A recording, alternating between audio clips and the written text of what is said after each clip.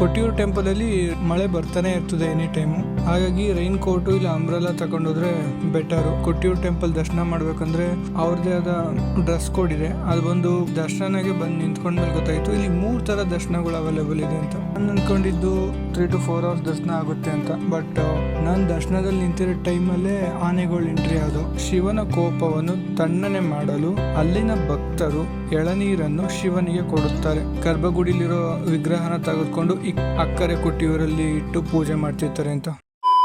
ನಾನಿವತ್ತು ಕೊಟ್ಟಿಯೂರು ಟೆಂಪಲ್ಗೆ ಹೋಗ್ತಾ ಇದ್ದೀನಿ. ಹಾಗೆ ನೀವೇನಾದ್ರೂ ಕೊಟ್ಟಿಯೂರಿಗೆ ಹೋಗ್ತಿದ್ರೆ ನಾನು ಇನ್ಸ್ಟಾಗ್ರಾಮ್ಲಿ ಕೊಟ್ಟಿಯೂರು ಟೆಂಪಲ್ ಬಗ್ಗೆ ಇನ್ಫಾರ್ಮೇಶನ್ ಕೊಟ್ಟಿದ್ದೀನಿ. ಆ ವಿಡಿಯೋ ನೋಡಿದ್ರೆ ನಿಮ್ಗೆ ಕೊಟ್ಟಿಯೂರು ಟೆಂಪಲ್ಗೆ ಹೋಗೋದಿಕ್ಕೆ ಹೆಲ್ಪ್ ಆಗುತ್ತೆ.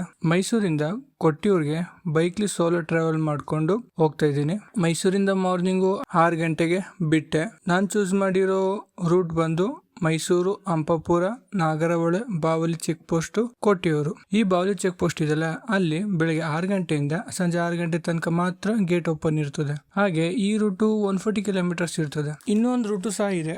ಅದು ಬಂದು ಮೈಸೂರು, ಹುಣಸೂರು, ನಾಗರಹೊಳೆ, ಕುಟ್ಟ ಚೆಕ್ ಪೋಸ್ಟ್, ಕೊಟ್ಟಿಯೂರು. ಈ ಕುಟ್ಟ ಚೆಕ್ ಪೋಸ್ಟ್ ಇದೆಲ್ಲ ಅಲ್ಲಿ 24 ಅವರ್ಸ್ ಸಹ ಗೇಟ್ ಓಪನ್ ಇರ್ತದೆ. ಈ ರೂಟು 170 ಕಿಲೋಮೀಟರ್ಸ್ ಆಗುತ್ತೆ. ಮೊದಲನೇ ರೂಟಲ್ಲೇ ಹೋಗ್ತಿದ್ದೀನಿ ನಾನು, ಯಾಕಂದ್ರೆ 140 ಕಿಲೋಮೀಟರ್ಸ್ ಹತ್ರನೇ ಆಗುತ್ತೆ, ಯಾಕಂದ್ರೆ ಬೇಗನೆ ಹೋಗ್ಬೇಕಲ್ವಾ. ಹಾಗೆ ಕೇರಳಗೆ ಕಾರಲ್ಲಿ ಹೋಗ್ತೀನಿ ಅಂತಂದ್ರೆ ಕಂಫರ್ಟಬಲ್ ಇರ್ತದೆ.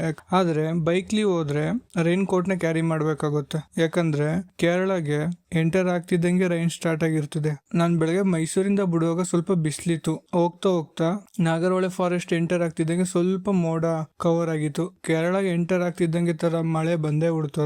ಅದರಿಂದ ವೆದರ್ ಚೇಂಜ್ ಇರ್ತದೆ ಕೇರಳದಲ್ಲಿ. ಹಾಗಾಗಿ ರೈನ್ ಕೋಟ್ ಬೆಸ್ಟ್. ಹಾಗಾಗಿ ನಾನು ರೈನ್ ಕೋಟ್ ವೇರ್ ಮಾಡ್ಕೊಂಡೆ ಕೇರಳಗೆ ಎಂಟರ್ ಆದೆ. ಕೊಟ್ಟಿಯೂರು ಟೆಂಪಲ್ ಅಲ್ಲಿ ಮಳೆ ಬರ್ತಾನೆ ಇರ್ತದೆ ಎನಿ ಟೈಮು. ಹಾಗಾಗಿ ರೈನ್ ಕೋಟು ಇಲ್ಲ ಅಂಬ್ರೆಲಾ ತಗೊಂಡೋದ್ರೆ ಬೆಟರು. ಅಲ್ಲಿ ಆರಾಮ್ಸೆ ಟೆಂಪಲ್ ದರ್ಶನ ಮಾಡ್ಕೊಳ್ಬಹುದು. ಕೊಟ್ಟಿಯೂರಲ್ಲಿ ಪ್ರಸಾದ ಏನ್ ಇರೋದಿಲ್ಲ. ಹಾಗಾಗಿ ನಾನ್ ಪ್ಲಾನ್ ಮಾಡಿದ್ದು ಹೋಗೋ ದಾರಿ ಮಧ್ಯದಲ್ಲಿ ಬ್ರೇಕ್ಫಾಸ್ಟ್ ಮಾಡ್ಕೊಂಡೆ. ಹಾಗೆ ಸ್ವಲ್ಪ ರೆಸ್ಟ್ ಸಿಗುತ್ತಲ್ವಾ ಸೋಲೋ ಟ್ರಾವೆಲರ್. ರೆಸ್ಟ್ ಎಲ್ಲ ಮುಗಿದ್ಮೇಲೆ ನೆಕ್ಸ್ಟ್ ಮತ್ತೆ ಕಂಟಿನ್ಯೂ ಮಾಡಿದೆ ನಾನು ಸೋಲೋ ಟ್ರಾವೆಲಿಂಗ್. ಟೋಟಲ್ ಬೆಳಗ್ಗೆ 6 ಗಂಟೆಗೆ ನಾನು ಮೈಸೂರಿಂದ ಬಿಟ್ಟಿದ್ದೆ. 3 to 4 ಅವರ್ಸ್ ಜರ್ನಿ ಮುಗಿಸಿ ಒಂದು 10 ಗಂಟೆ ಅಷ್ಟು ನಾನು ಕೊಟ್ಟಿಯೂರಿಗೆ ಎಂಟರ್ ಆದೆ.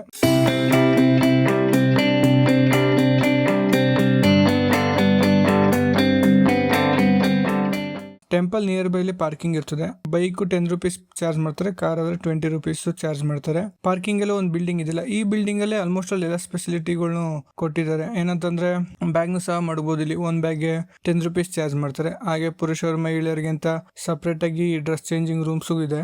ಅಲ್ಲಿ ನಾವೆಲ್ಲ ಡ್ರೆಸ್ ಚೇಂಜ್ ಮಾಡ್ಕೊಳ್ಬಹುದು. ಕೊಟ್ಟಿಯೂರು ಟೆಂಪಲ್ ದರ್ಶನ ಮಾಡ್ಬೇಕಂದ್ರೆ ಅವ್ರದೇ ಆದ ಡ್ರೆಸ್ ಕೋಡ್ ಇದೆ. ಅದು ಬಂದು ಪುರುಷರು ಪಂಚೆ ಮತ್ತೆ ಶಾಲ್ ಹಾಕೊಂಡಿರ್ಬೇಕು.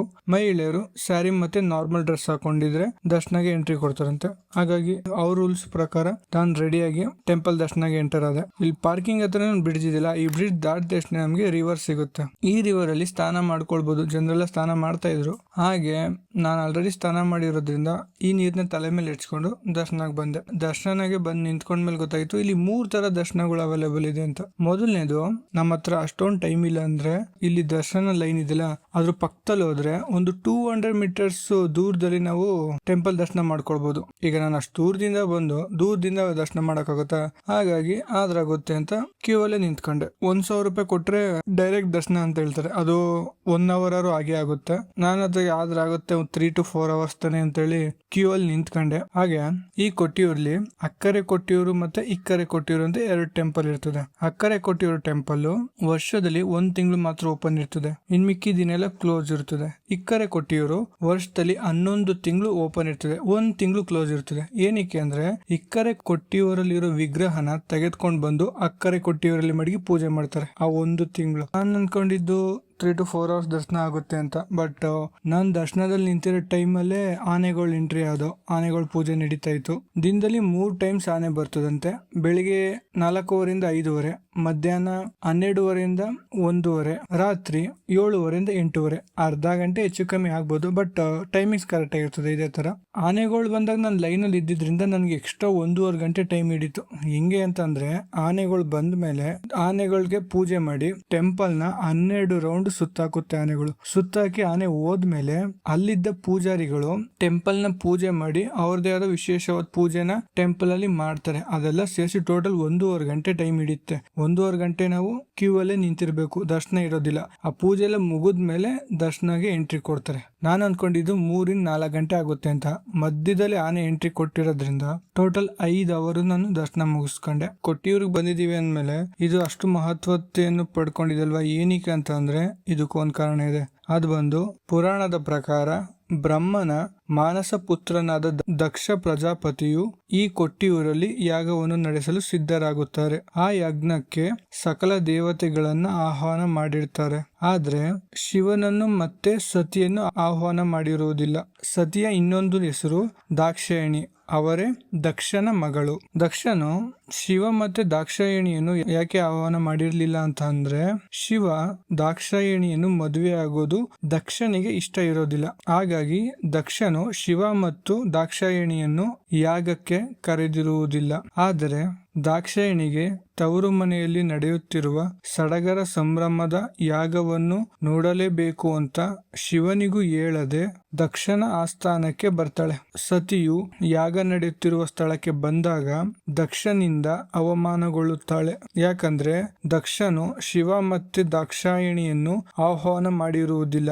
ಹಾಗಾಗಿ ಅವಮಾನಗೊಂಡ ಸತಿದೇವಿಯು ಆ ಯಾಗಕ್ಕೆ ಪ್ರಾಣತ್ಯಾಗವನ್ನು ಮಾಡುತ್ತಾಳೆ. ಈ ವಿಷಯ ಶಿವನಿಗೆ ತಿಳಿದ ನಂತರ ಶಿವನು ಕೋಪದಿಂದ ರುದ್ರತಾಂಡವ ಮಾಡ್ತಾನೆ. ಆ ಸಮಯದಲ್ಲೇ ವೀರಭದ್ರನ ಜನನವಾಗುತ್ತೆ. ವೀರಭದ್ರ ಈ ದಕ್ಷ ಯಜ್ಞ ನಡೆದ ಸ್ಥಳಕ್ಕೆ ಬಂದು ಎಲ್ಲ ಧ್ವಂಸ ಮಾಡುತ್ತಾನೆ. ಹಾಗೆ ದಕ್ಷನ ತಲೆಯನ್ನು ಕೂಡ ಕಡಿತಾನೆ. ನಂತರ ಶಿವ ಬಂದು ಸತಿಯ ದೇಹವನ್ನು ತೆಗೆದುಕೊಂಡು ಹೋಗುವಾಗ ಅದನ್ನು ನೋಡಿದ ಮಹಾವಿಷ್ಣುವು ತನ್ನ ಸುದರ್ಶನ ಚಕ್ರದಿಂದ ಸತಿಯ ದೇಹವನ್ನು 51 ಭಾಗಗಳನ್ನಾಗಿ ಮಾಡ್ತಾನೆ. ಸತಿಯ ದೇಹದ 51 ಭಾಗವನ್ನು ಭಾರತ ದೇಶದಲ್ಲಿ ವಿವಿಧ ಸ್ಥಳಗಳಲ್ಲಿ ಬೀಳುತ್ತೆ. ಅದನ್ನೇ ಶಕ್ತಿಪೀಠಗಳು ಅಂತ ಕರೀತಾರೆ. ಅದರಲ್ಲಿ 18 ಪ್ರಮುಖವಾದ ಶಕ್ತಿಪೀಠಗಳು, ಅದನ್ನ ಅಷ್ಟಾದಶ ಶಕ್ತಿಪೀಠಗಳು ಅಂತ ಕರೀತಾರೆ. ನಂತರ ಶಿವನ ಕೋಪವನ್ನು ತಣ್ಣನೆ ಮಾಡಲು ಅಲ್ಲಿನ ಭಕ್ತರು ಎಳನೀರನ್ನು ಶಿವನಿಗೆ ಕೊಡುತ್ತಾರೆ. ಇದೇ ಕಾರಣಕ್ಕೆ ಕೊಟ್ಟಿಯೂರು ಟೆಂಪಲ್ ಅಲ್ಲಿರೋ ಸುತ್ತಮುತ್ತಲಿರುವ ಊರಿನ ಭಕ್ತರು ಎಳನೀರನ್ನು ತೆಗೆದುಕೊಂಡು ಬಂದು ಕೊಟ್ಟಿಯೂರು ಟೆಂಪಲ್ ಅಲ್ಲಿ 2 ದಿನ ಎಳನೀರನ್ನಿಟ್ಟು ಪೂಜೆ ಮಾಡ್ತಾರೆ.